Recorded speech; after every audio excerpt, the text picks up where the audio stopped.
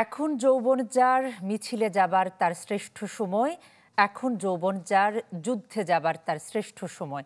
বিখ্যাত এই পংক্তির লেখক কবি হেলাল হাফিজ আর নেই। মৃত্যুকালে তার বয়স হয়েছিল ৭৭ বছর।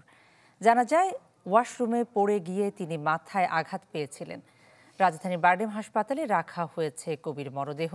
১৯৪৮ সালের ৭ অক্টোবর নেত্রকোনার আটপাড়া উপজেলার বরতলী গ্রামে তিনি জন্মগ্রহণ করেন। ৬০-এর দশকের উত্তাল সময়ে কবি হেলাল হাফিজের লেখালেখির সূচনা। কবিতায় অসামান্য অবদানের স্মারক হিসেবে হেলাল হাফিজকে ২০১৩ সালে বাংলা একাডেমি পুরস্কার দেয়া হয়। এছাড়াও তিনি ১৯৮৬ সালে যশোর সাহিত্য পরিষদ পুরস্কার পান। ১৯৮৭ সালে পান আবুল মনসুর আহমদ সাহিত্য পুরস্কার।